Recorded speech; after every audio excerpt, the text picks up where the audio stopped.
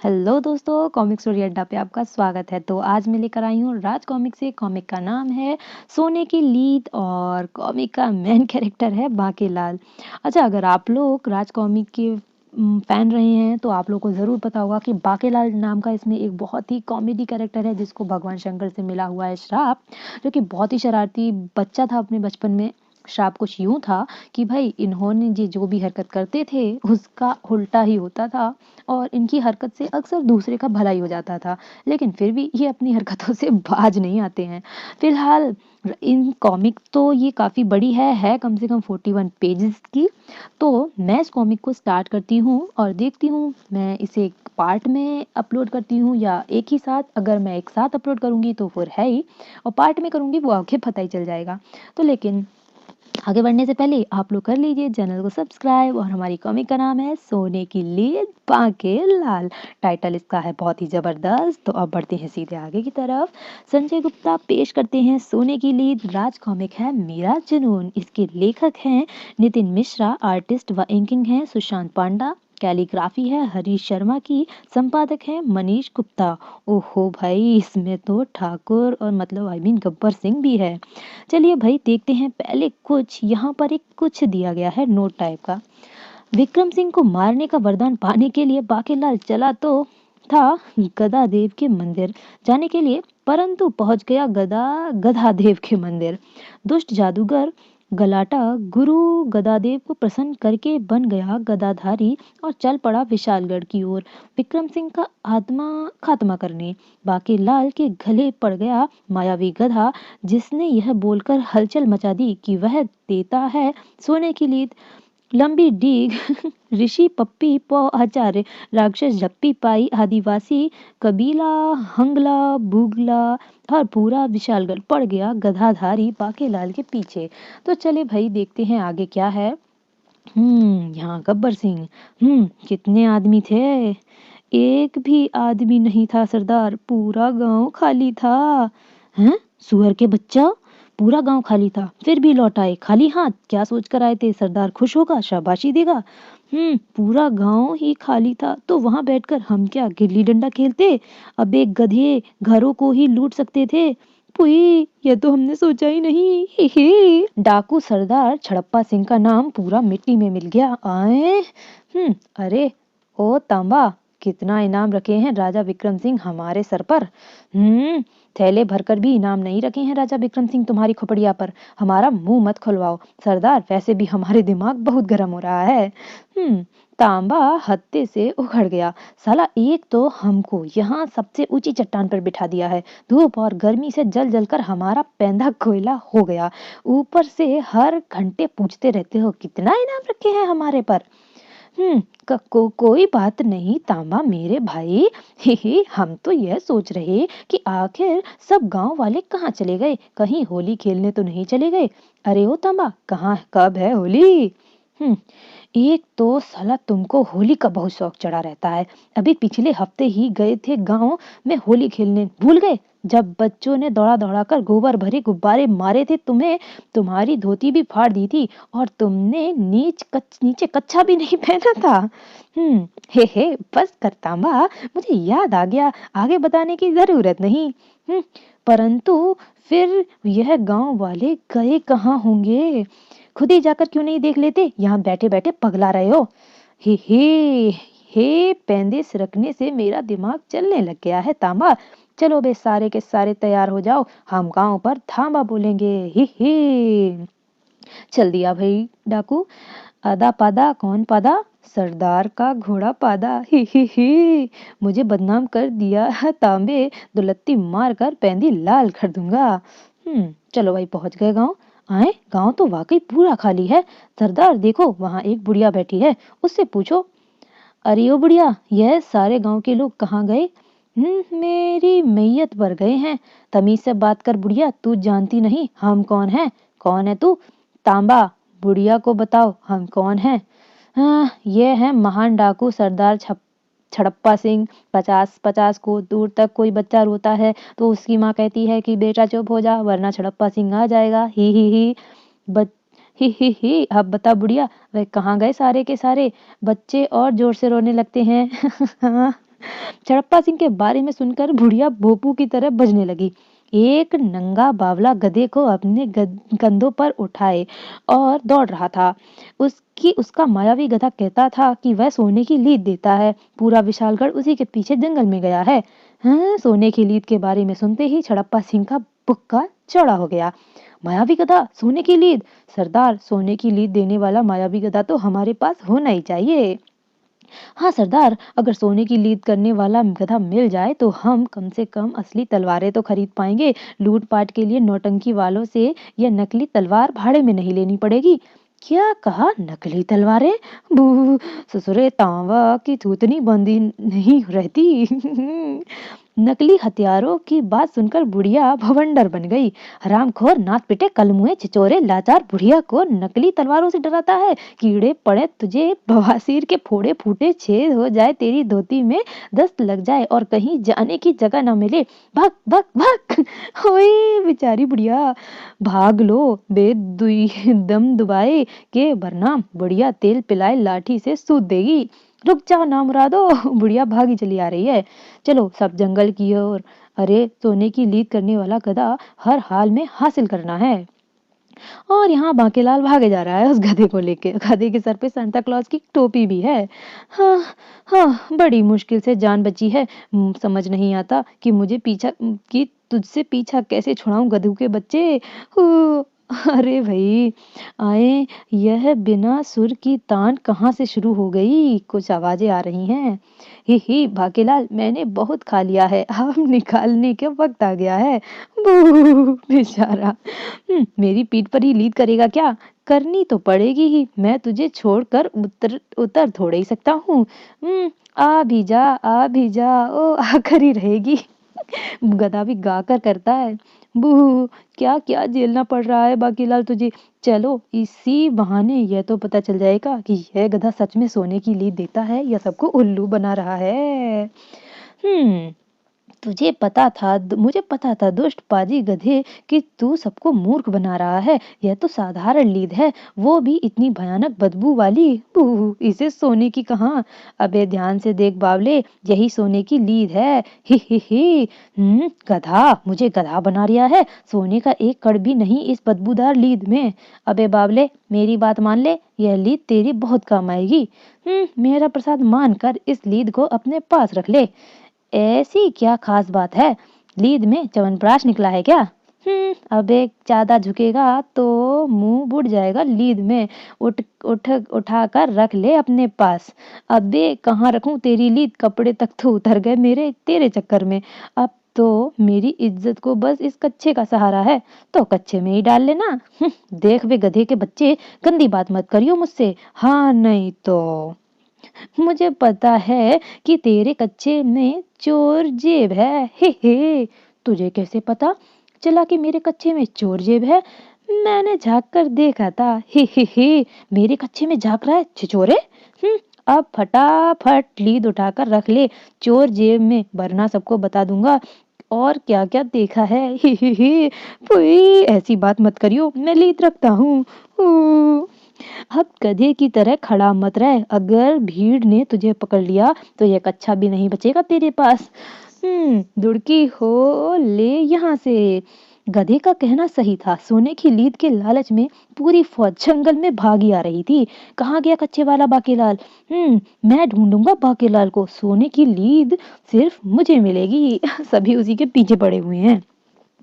चुप बे, सोने की लीद सिर्फ मेरी है। 7 फेरे लगाए के यहाँ तुमने लीद के साथ हैं जो वो तेरी हो गई। बांकेलाल के गधे ने मेरा अपमान किया है, उसकी लीद सिर्फ मेरी है। मैं तो निपटने के लिए नदी के किनारे बैठा था, बिना पूरा हल्का हुए ही भाग पड़ा। अब बांकेलाल के पीछे सोने की लीद सिर्फ मेरी है। हम सभी उसके पीछे पड़े हैं। बांकेलाल सबसे पहले मुझसे टकराया था। उसके गधे ने मुझे जैसे महान कवि का अपमान किया है। सोने की लीद पर सिर्फ मेरा अधिकार है। आए हाय चचा जान, सब कुछ तेरा है तो हम क्या एवं हैं? ही लीद तो हम ही लेकर जाएंगे। खबरदार, अगर हमारे अलावा किसी ने लीद की तरफ आंख उठाकर भी देखा तो हम उसे श्राप दे देंगे। तो अरे श्राप बाकी तो हम अबई ऐसी की तैसी किए देते हैं। लो भाई, अभिनय भी चाहिए। नोच लो दाढ़ी ऋषि के बच्चन को, तेरी नाक में उंगली किसने की, धोती फाड़ कर रुमाल कर दूंगा, मुंह तोड़ दूंगा। अरे भाई, लड़ाई हो गई। और भाई हालात तो देखिए। हाय हाय, ऋषि का बच्चा मेरी पप्पी लेगा क्या? पुई, रुई की तरह धुंधिया कमीनों ने, हाय मेरे सर पर यह टांग किसकी है? हाय, मेरे मुंह में अपना पिछवाड़ा उठाओ ऋषिवर, किसी ने मेरी धोती देखी है क्या? सब में अच्छी खासी लड़ाई हो गई। ऋषि पप्पी पो आचार्य के ज्ञान का दिया प्रज्वलित हो गया। देखो भाइयों, आपस में लड़कर समय व्यर्थ करने से कोई लाभ नहीं। हम सब अलग अलग दिशा में जाकर बाकेलाल और उसके गधे की खोज करते हैं। जिसे मिले सोने की लीद, उसकी ही लात जूते खाकर ज्ञान की बत्ती दिखा रहा है ऋषिवर। पहले क्यों नहीं कहा? बू। अब सबको मंजूर है, हम सबको मंजूर है। हम सब अलग अलग दिशाओं में गधे को ढूंढेंगे। अरे, मेरी धोती किसी ने देखी है क्या? सेनापति और सैनिकों को भी थी बाकेलाल की तलाश। जंगल के चप्पे चप्पे पर फैल जाओ, बहादुरों, ढूंढ कर निकालो बाकेलाल को। आखिर सोने की लीद का सवाल है। हे, बस एक बार गधा हाथ लग जाए तो फिर अपनी मौज ही मौज है। हा। अरे, यह सामने से कंधे पर उठाए कौन चला आ रहा है? कहीं बाकेलाल तो नहीं? परंतु सेनापति जी, बाकेलाल जी ने तो गधा उठाया हुआ है, यह तो गधा उठाए हुए लगता है। इसकी शक्ल तो कुछ जानी पहचानी सी लगती है। सैनिक, पता करो यह कौन है। जो हुकुम सेनापति। ठहरो, कौन हो तुम? अपना परिचय दो। ओह, मेरे दुश्मन की फौज और उसका सेनापति। तूने मुझे नहीं पहचाना दुष्ट सेनापति? भरे दरबार में मेरा उपहास करने वालों में तू भी शामिल था। ओह, याद आया, यह तो जादूगर है जिसके पजामे में से मेंढक निकला था। ही, सभी फिर से हंसने लगे। हा, फिर से करतब दिखाने आए हो जादूगर? इस बार पजामे से हाथी निकाल कर दिखाओ कि क्या? ही, बेचारी का फिर मजाक उड़ाने लगे। सेनापति के बच्चे, तूने फिर मेरा उपहास किया। अब तू कभी किसी का उपहास नहीं कर पाएगा। तुझे करतब देखना है या नहीं? अब तुझे दिखाता हूँ करतब। चल मेरी गदा, दिखा दे अपना कमाल। ही, आए, इसकी गदा तो उड़ रही है। गदा ने अपना करतब दिखाना शुरू किया और सबकी अच्छी खासी पिटाई कर दी। ही, तेल निकाल दूंगा सबका। बू, पिटाई लगा दी। सेनापति जी, हमें बचाइए। अबे, पहले खुद को तो बचा लूं। भाग ले मेरे घोड़े। कहाँ भागता है कायर? तेरा भी तेल निकालूंगा। ही, ठहर जा मेरी गधा। जाने दे उसे। मैं चाहता हूँ राजा विक्रम सिंह को पता चल जाए कि उसका काल उसे अपना ग्रास बनाने आ रहा है। खुद को बचाने के लिए जो तैयारी करनी है कर सकता है। इस मायावी गधा के रहते मैं तो स्वयं भगवान भी मुझसे नहीं बच सकते।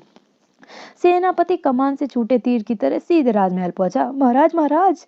अरे सेनापति, तुम्हारी खटिया किसने खड़ी कर दी? ही, उसी ने जिसने आपकी भी खटिया खड़ी करने आ रहा है। ही, क्या बकते हो सेनापति?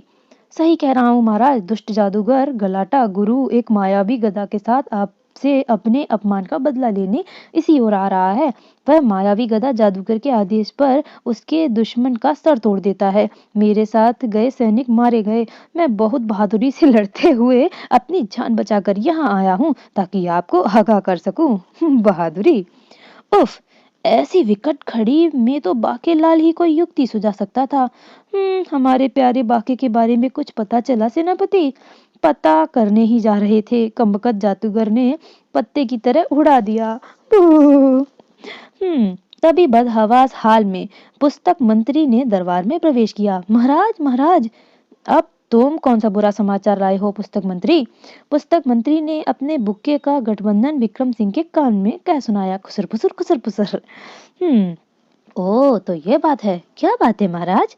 इसी बात पर बोलो। कानाफूसी जिंदाबाद।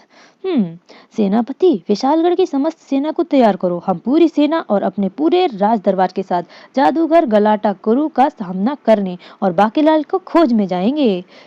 महाराज, युद्ध की बात सुनकर मेरे पेट में गड़बड़ शुरू हो गई है। मैं जरा निपट कर आता हूँ। ही आप बाकी लोगों के साथ कूच करें। इसी बात पर बोलो बहानेबाजी जिंदाबाद। और भाई मुसीबत बाकीलाल का पीछा छोड़ देने के लिए तैयार नहीं थी। अरे ओ तांबा, ये लाल कच्छे वाला तो वही बावला लगता है। ही इसने गदा भी उठाया हुआ है। लगता तो वही है सरदार। डाकू मर गए अब तो। हम्म ही तू डाकू है? हाँ, हम डाकुओं का सरदार छड़प्पा सिंह हैं। तू तो मेरा कुंभ के मेले में बिछड़ा हुआ भाई लगता है। वो कैसे? तेरी शक्ल मुझसे हूबहू मिलती है, और देख, तेरी मूछ और तेरी पूंछ भी बिल्कुल एक ही जैसी है। ही छड़प्पा सिंह का अपमान नहीं छोड़ूंगा, तुझे और इस सीकड़ी को। क्या कर रहे हो सरदार? कभी तो अक्ल से काम कर लिया करो। क्या बक रहा है तांबा? अरे, लोग तो अपने फायदे के लिए गधे को बाप तक बना लेते हैं, तुम भाई बना लो। अगर यह गधा तुम्हारा भाई बन गया तो सारी उम्र तुम्हारे पास रहेगा और तुम्हें सोने की लीद देता रहेगा। बात तो तूने पते की कही है तांबा। सचमुच धूप में पैदा सेकने से तेरा दिमाग चलने लगा है। क्या तेरी बाई टांग पर तिल है? मेरे भी नहीं है। ही क्या तेरे शरीर पर गोदने का निशान है? नहीं, मेरे भी नहीं है। ही क्या बचपन में तुझे कुत्ते ने काटा था?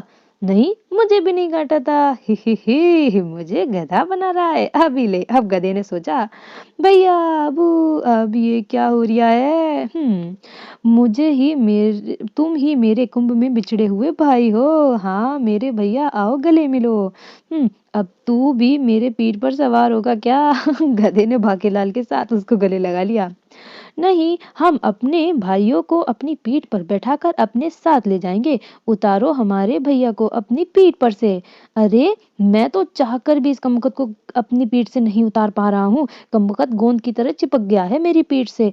और वैसे भी यह गधा झूठ बोल रहा है। यह कोई सोने की लीद नहीं करता, साधारण सी लीद करता है। सरदार, ये बाकीलाल बहुत ही शातिर है और गधा सोने की लीद खुद ही हड़प जाना चाहता है, इसीलिए यह सब बक रहा है। इसकी बात मत मानना। तो ठीक कहता है तांबा, यह गधा हमको दे ठाकुर। अभी मैं ठाकुर नहीं बाकीलाल हूँ, तो हम भी हाथ नहीं गधा मांग रहे हैं। ही यह गधा हमको दे दे बाकीलाल। अबे कहा ना, नहीं दे सकता। तांबा, लाखन, कालिया, पी लिया, पकड़ लो ससुरे को और अलग कर दो गधे को, मेरा मतलब भ्राताश्री को इससे। हम्म अब तेरा क्या होगा बाकीलाल? खींचो इसको, उतारो गधे को इसकी पीठ से। सरदार का भाई भी सरदार जैसा पाजी है। दम लगा के हैशा। यह गधादेव का मजबूत जोड़ है, टूटेगा नहीं। ये बंधन तो प्यार का बंधन है, दो गधों का संगम है। और जोर से खींचो हरामखोरो, सबके सब मिलकर खींचो। सरदार, गधा तो हाथ नहीं आया, पर उस बाकीलाल का लाल कच्चा मेरे हाथ में आ गया। अब बेचारा बाकीलाल। परंतु ये बाकीलाल कहाँ है? मैं यहाँ हूँ बेशर्मो, मेरी इज्जत के लुटेरो। हा। चुप बे, तेरी इज्जत नहीं, सिर्फ बदबूदार कच्चा लूटा है, ये ले। मैंने कहा था ना कि यह गधा मेरे ऊपर से नहीं उतर सकता। अरे, अगर उतर सकता तो मैं अभी तक इससे क्यों झेलता। तब तो तू हमारे गधे भैया की सवारी बनकर हमारे साथ ही चलेगा।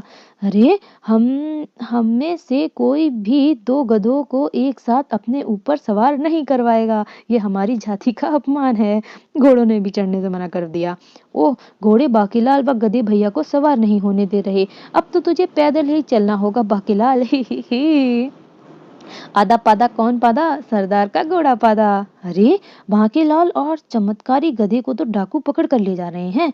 ऐसा कदापि नहीं होगा, हम लोगों को उसका पीछा करना चाहिए। ऋषि पंगाले आचार्य सही कहते हैं, आत आए माल को इतनी आसानी से नहीं छोड़ना चाहिए। तो फिर देर किस बात की, चलो डाकुओं के पीछे। वो मेहनत हम लोगों की और माल डाकू ले जाएं, ऐसा नहीं हो सकता। भाई चल दिए पीछे। धीरे से जाना बगियन में, भंवरा धीरे से जाना बगियन में। अरे अच्छा, वो कवि है। धीरे धीरे बिना शोर किए पीछा करना होगा ताकि डाकुओं को पता न चले कि हम उसके पीछे हैं। और तभी, अब भाई ये कौन है? भगवान तू अब तो आजा, राक्षस पापी तरसे मुखड़ा दिखा जा, मन की मुराद पूरी हो जाए ऐसा वर देता जा। और भगवान प्रसन्न हुए। दिलरुबा हम आ गए, ही भक्त का प्रणाम स्वीकार करें भगवान, आयुष्मान भववत्स कहो क्यों बुलाया है? हे वर दें भगवान, मांगो बच्चा क्या मांगते हो? अब इस शूल पर एक टांग पर खड़े होकर 1 साल तक मैंने आपकी तपस्या की है, तो कम से कम अमरता का वरदान ही दे दो। बेटा, अगर तू इस शूल की नोक पर बैठकर भी तपस्या करते तो भी तुम्हारी इच्छा पूरी नहीं होती। जो इस दुनिया में आया है उसे जाना ही होगा, कुछ और मांग लो। शूल की नोक पर बैठ जाता तो मेरा क्या होता? मजाक करते हैं भगवान। अच्छा, यही वरदान दे दो कि मेरी मृत्यु किसी शस्त्र से ना हो। ही हम तो यह वरदान भी नहीं दे सकते वत्स। ब्रह्मा जी ने तुम्हारी किस्मत की मृत्यु हथियार से ही लिखी है, वह तो हम नहीं बदल सकते। कुछ और मांग लो। बू, अब बचा ही क्या मांगने को? ओह अच्छा, एक चीज और मांग सकता हूँ। ओह ही ठीक है वत्स, तुम्हारी यह इच्छा तो हम पूर्ण कर ही सकते हैं। खुसर फुसर, अरे भाई कुछ मांगा है कान में। शिवजी से मनचाहा वरदान पाकर राक्षस दिलरुबा चल पड़ा। हा मैं आ रहा हूँ मनुष्यों का विनाश करने। परंतु उससे पहले मैं अपनी दुख भरी कहानी सुनाऊंगा। मेरे माँ बाप मेरे पैदा होने से पहले ही मर गए थे। वो मेरे नाना ने मेरा नाम दिलरुबा रख दिया क्योंकि मेरे पिताजी मेरी माँ को इसी नाम से बुलाते थे। परंतु यह नाम मेरे लिए अभिशाप बन गया। लोग मुझसे डरने की बजाय मुझ पर हंसने लगे। आय हाय दिलरुबा, मैं राक्षस हूँ, तुम सबको खा जाऊंगा। हाय मेरी दिलरुबा, पहले पप्पी तो दे दे। ही मुझे देखकर दौड़ा दौड़ा कर पत्थर मारने लगे। मारो मारो। अबे जब तेरे माँ बाप तेरे पैदा होने से पहले मर गए तो तू पैदा कैसे हुआ? राक्षसों में ऐसा हो जाता है। मैं पूरी मनुष्य जाति से अपने अपमान का बदला लेना चाहता हूँ। अब मेरे पास शिवजी का दिया हुआ ऐसा वरदान है जिसके कारण अब कोई मेरा कुछ नहीं बिगाड़ पाएगा। सावधान हो जाओ मनुष्यों, दिलरुबा आ रहा है। सबको मार डालूंगा। अरे यह तो दिलरुबा है। ही सबको मार डालूंगा। मुझ पर हंसते हो मूर्खो? हाँ भागते हो मच्छरों, किसी को नहीं छोड़ूंगा। भागो वरना दिलरुबा राक्षस मार डालेगा। नगर के सैनिकों ने रोका दिलरुबा का रास्ता। रुक जा राक्षस, हमला करो इस पर, अपना यह अरमान भी पूरा कर लो। अरे इस पर तो किसी भी हथियार का असर नहीं हो रहा। तुम लोगों ने अपना अरमान पूरा कर लिया, अब मैं अपना पूरा करता हूँ। सबको मार डालूंगा, किसी को भी नहीं बख्शूंगा। खड़ाक। कुछ ही देर बाद नगर को शमशान बना डाला दिलरुबा ने। अब कोई नहीं हंसेगा दिलरुबा के नाम पर। दिलरुबा का नाम भय और आतंक का पर्याय बनेगा। हा। अब बारी है विशालगढ़ की। यहाँ के लोगों ने भी मेरी बहुत खिल्ली उड़ाई थी, अब मैं उन सब की गिल्ली उड़ाऊंगा। हा। परंतु यह क्या, पूरा विशालगढ़ सुनसान क्यों पड़ा हुआ है? कहाँ गए सब मनुष्य? कहीं मेरे आने के डर से घरों में तो नहीं छुप गए? इनके घरों को तोड़ डालता हूँ, खुद ही बाहर निकल आएंगे। परंतु यह क्या, यह सभी मकान तो खाली हैं। आखिर कहाँ गए सभी मनुष्य? दिलरुबा को दिखाई दी वह बुढ़िया। इस बुढ़िया से पूछता हूँ, अरे ओ बुढ़िया, इस नगर के सारे लोग कहाँ गए? बुढ़िया ने बिना पीछे मुड़े दिलरुबा को सारा किस्सा बयान कर दिया। तो तू क्यों नहीं गई सोने की लीद लेने? अरे नासपिटे, कलमुए, करमजले, कुलक्षणे, छिचोरे, पाजी, नीच कमीने, मुझे गठिया का रोग है, मेरी टांग सीधी नहीं होती। ये मुझसे मजाक करता है, तेरी तो भग भग भग। दिलरुबा की ओर देखते ही बुढ़िया की हवा संठ हो गई। पुई ही होड़ ले पंगा। गटिया की मारी बुढ़िया इस रफ्तार से भागी कि यदि घोड़े की दौड़ में भागती तो पहला स्थान प्राप्त करती। अरे मोरी मैया री, राक्षसवा आई गवा, बचाई लो हमको। हा मैं चला तपोवन में सभी मनुष्यों का सफाया करने। तपोवन से कुछ ही दूर पर डाकू छड़प्पा सिंह के अड्डे पर। खाओ खाओ और खाओ मेरे प्यारे भैया, ही। अरे ओ तांबा, भैया के लिए वह मेवे वाली खीर तो लाकर लेकर आ। डकार, वाह अत्यंत स्वादिष्ट भोजन है। ही। अरे कमबख्तो, मुझे भी तो कुछ खिलाओ, जाने कब से भूखा प्यासा इस मुष्टंडे गधे को ढो रहा हूँ। तू यह घास खावे। मैंने खीर में पूरी बोतल जमाल घोटा उड़ेल दिया है सरदार। इसे खाते ही गधा यहाँ सोने की बाढ़ ला देगा। ही ही, शाबाश तांबा। ये लो भैया, मेवे वाली खीर खा लेना। हाँ, हम लोग बाहर इंतजार करते हैं। ही, बाहर क्यों? भैया, खीर खाते देखने से नजर लग जाती है। अबे, यहाँ का माहौल बिगड़ने वाला है। ले बाकेलाल, ये मेवे वाली खीर तू खा ले। तुझे बहुत भूख लगी थी ना। सच्ची तुम कितने अच्छे हो, मैं बेवजह ही तुम्हें कोस रहा था। नम नम नम नम, यम, वाह। मेवे वाली यह खीर तो अत्यंत स्वादिष्ट है। ही, खा ले बेटा, बाके खा ले।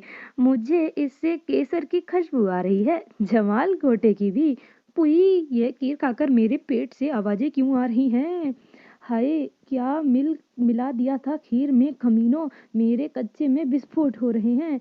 भाग बाकेलाल, झाड़ी के पीछे, आज तेरे कच्चे की इज्जत का सवाल है। ही, वो सरदार, लगता है खीर गधे की बजाय बाकीलाल ने खा ली।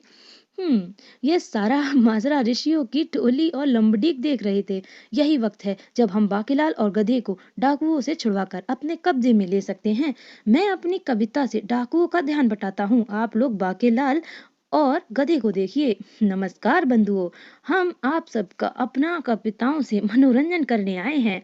तो आप सबकी खिदमत में पेश है मेरी कविता। वो हसीना वो नीलम परी, कर गई कैसी जादूगरी, नींद इन आंखों से छीन ली, दिल में बेचैनियां भरी, हृदय में मेरे दर्द नृत्य, दर्द नृत्य, दर्द नृत्य। वैसे दर्द तो गठिया का भी होता है, जोड़ों का भी दर्द, कान का दर्द, अभिमान का दर्द, दांत का दर्द, भात का दर्द, मार का दर्द, हार का दर्द, प्यार का दर्द, दिल टूटने का दर्द, सर फूटने का दर्द। तुमने बताया नहीं तांबा कि बस्ती का भी इंतजाम किया है, बसंती का भी इंतजाम किया है। ही। अबे, आंखें खोलकर देखो सरदार, ये बसंती नहीं बसंता है। अभी तो मैंने कविता शुरू भी नहीं की, मैं तो गला साफ कर रहा था। ही, जब तक तेरी सांसें चलेगी मेरी कविता चलेगी। और बेचारे सभी के सर दर्द होने लगे। कुछ तो हुआ है, कुछ हो गया है, 2-4 दिन से लगता है ऐसे, दमा हुआ है, हैजा हुआ है, कुछ तो हुआ है, कुछ तो हुआ है। अबे चुप हो जा सरदार, बोलो तो इसके पैर के नीचे कांच तोड़ूं, इसके मुंह पे कांच फोड़। क्या हुआ बाकीलाल, ज्यादा कर दी क्या? ही, हाय, दम निकल गया। अब तो तुझे धोने की जान भी नहीं बची। कोई बात नहीं बाकीलाल, हम लोग तुम दोनों को ढो लेंगे। ही, चमचाचार्य पंगाचार्य, आप लोग पीछे से पकड़े, जोर लगा के दौड़ लो ऋषिवर। अरे कहाँ ले जा रहे हो कमबख्तो? और यहाँ ये अभी भी लगा बूढ़ा है, जुबा पे लगा लगा रे नमक इश्क का। अरे सरदार, वो देखो ऋषियों की टोली गधे और बाकीलाल को लेकर भागे जा रही है। ओह, ये सारी चाल थी हम लोगों का ध्यान बटाने की। तांबा, घोड़े तैयार करो, पीछा करो, उनका बच के जाने ना पाए। उधर बाकीलाल की खोज में सदल बल जंगल में पहुंचे राजा विक्रम सिंह का सामना हो गया जादूगर गलाटक गुरु से। तू अपने नापाक मंसूबों में कभी कामयाब नहीं हो पाएगा दुष्ट जादूगर। सैनिकों, आगे बढ़ो, पकड़ लो इस दुष्ट को। हा, अच्छा हुआ मुच्चड़ कि तू अपनी पूरी सेना और दरबारियों के साथ ही यहाँ आ गया। वैसे मैं तेरे ही पास आ रहा था। अब मेरी मायावी गदा तुम सबको परलोक पहुंचा देगी। इसी बात पर बोलो, राम नाम सत्य है। ये सेनापति पहले ही बोलने लगता है। धाड़ धाड़ धाड़, गधे ने अपना कमाल दिखाना शुरू कर दिया। हा, देख लिया अपनी सेना का हाल, अब तेरी बारी है। इधर बांकेलाल का दिमाग घोड़े की तरह दौड़ रहा था। अगर ये सारे ऋषि मुझे पकड़कर ले गए और इन्हें पता चल गया कि यह गधा सोने की लीद नहीं देता, तो मुझे यह सारे के सारे श्राप देकर न जाने क्या बना देंगे। वो इन सब से पीछा छुड़वाना ही होगा। तभी वाह, सूझ गई युक्ति। अरे मेरे पेट में फिर से गड़बड़ शुरू हो गई। हे ऋषिवरों, कृपया मुझे नीचे उतारो। अगर हम लोगों ने तुझे उतारा तो तू इस गधे के साथ भाग जाएगा। बस तुम्हारी बातों में नहीं आने वाले। सोच लो ऋषिवरों, मैं और नहीं रुक सकता, मैं आप सबके ऊपर ही कर दूंगा। ही, उतारो इस नराधम को, कहीं में हम लोगों पर ही ना कर दे। ही, मैं बस यूं गया और यूं नहीं आया। भागने की कोशिश मत करना बाकेलाल, अन्यथा हम सब श्राप देकर तुझे टिड्डा बना देंगे। भाग ले बेटा बाके, यही मौका है, दुड़की हो ले। अरे यह तो बाकेलाल है।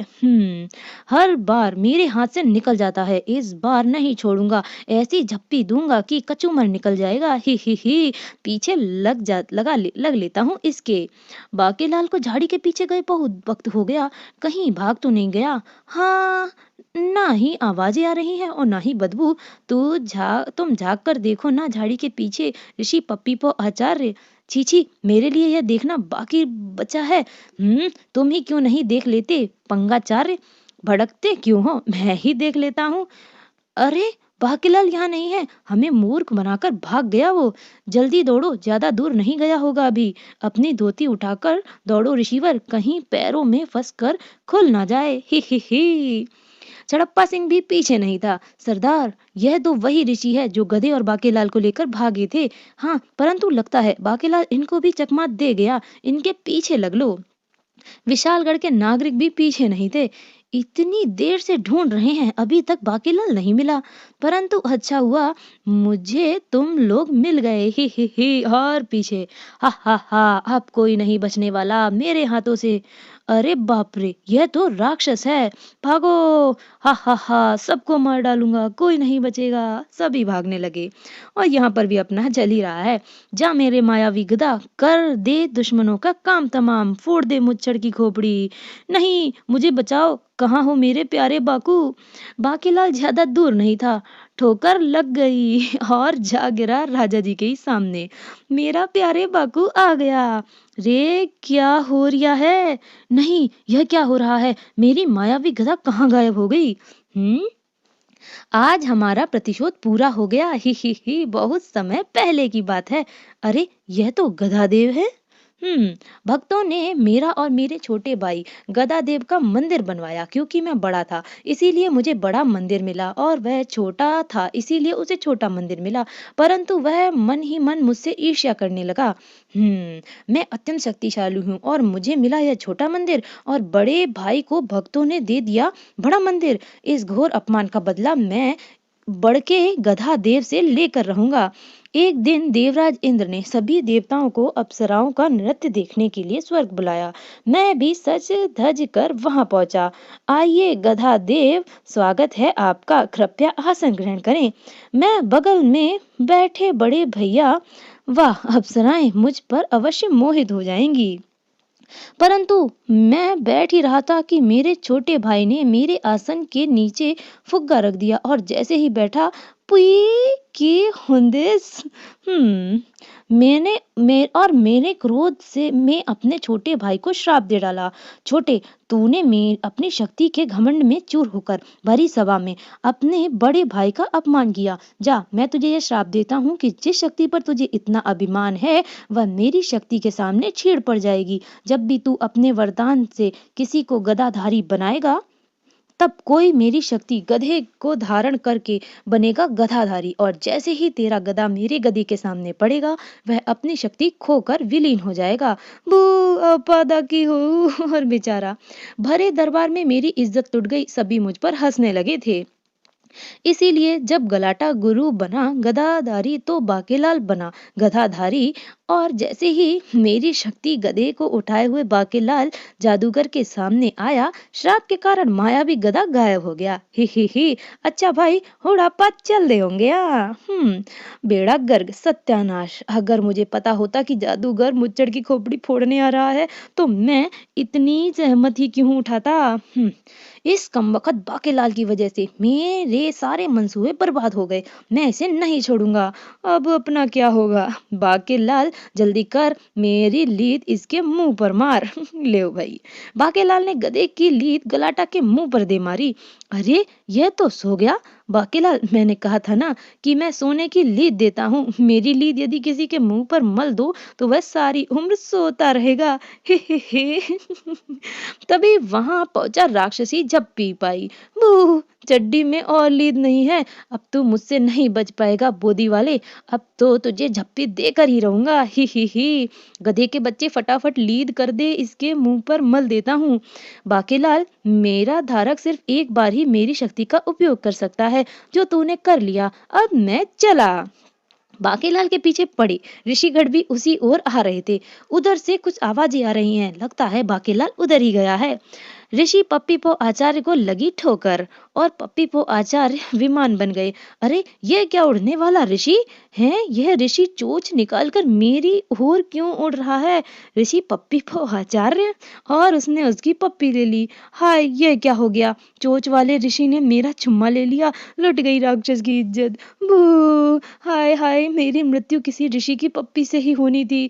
अच्छा भाई, हुण आपा चल दे होंगे। थू थू, हाँ, धर्म भ्रष्ट हो गया। परंतु मुसीबत अभी टली नहीं थी। हे, सबको कचर दूंगा। हा हा। दुहाई है महाराज, दुहाई है, हमें बचाइए। दुष्ट राक्षस दिलरुबा हम सबको मारने आ रहा है। यह सब क्या हो रहा है? मुसीबत पर मुसीबत आ रही है। बू, यह सब मेरी फूटी किस्मत का प्रकोप है। मुच्छड़ महाराज, कोई नहीं बचेगा, तुम में से सबको मार डालेगा दिलरुबा। ही। बाकीलाल, हुड साड्डा की हो। यही वो वक्त था जब ऋषियों का पीछा करते डाकू भी वहां आ पहुंचे। सरदार, झाड़ी के उस पार बहुत भीड़ दिखती है, लगता है गधा वही है। तो फिर देर कैसी, चलो उधर। परंतु छड़प्पा सिंह के साथ ही वह हुआ। उस घोड़े को भी ठोकर लगी और छड़प्पा सिंह उड़ता हुआ आया। अरे, ये क्या हो रहा है? अरे, ये क्या हुआ? अरे, एक और उड़ता हुआ मनुष्य। हा। आहा, ले ली दिलरुबा की जान। अबे, ये कैसे हो सकता है? यह तो रामलीला की नौटंकी वाली तलवार है। जब भगवान शिव से मुझे पता चला कि मेरी मृत्यु हथियार से होनी लिखी है, तो मैंने उनसे यह वरदान मांगा कि मेरी मृत्यु किसी असली हथियार से ना हो, बल्कि नौटंकी में इस्तेमाल होने वाली नकली हथियार से हो। मैंने सोचा था कि राक्षस को सामने देखकर भला कौन मूर्ख उस पर नकली तलवार से हमला करेगा, परंतु मुझे क्या पता था कि मेरा अंत ऐसे ही होगा। बू, अच्छा भाई लोग, हप्पा भी चलते पे हैं। ये भी चला गया। इसी बात पर बोलो राम नाम, मुर्दा साला। भाई वाह, सारे खतरे टल गए। ही, बांके दे पप्पी। ओह, दूषित कर दिया। महाराज, कभी तो लिहाज कर लिया कीजिए, बाकी अभी निर्वस्त्र है। यहाँ पर भी ये कॉमिक खत्म हो गई। तो बताइए इस बार आपको ये बांकेलाल की कॉमिक कैसी लगी? काफ़ी टाइम बाद मैं बांकेलाल की कोई कॉमिक लेकर आई हूँ और ये भी काफ़ी इंटरेस्टिंग कॉमिक है, सोने की लीद, जिसमें कि लास्ट तक मुझे भी यही लग रहा था कि बांकेलाल के हाथ कुछ बहुत ही अमेजिंग चीज़ लग गई है। तो लेकिन वो तो कुछ और ही निकला। लेकिन थी तो खैर वो सोने की लीद ही। अब किसी ने समझने में ही गलती कर दी तो क्या कर सकते हैं। तो चलिए बताइए आपको ये कॉमिक कैसी लगी? मैं मिलती हूँ फिर दूसरी कॉमिक के साथ और लेकर आती हूँ कोई दूसरी इंटरेस्टिंग सी कॉमिक। लेकिन जाने से पहले आप लोग चैनल को सब्सक्राइब करना बिल्कुल भी ना भूलिएगा। Thank you.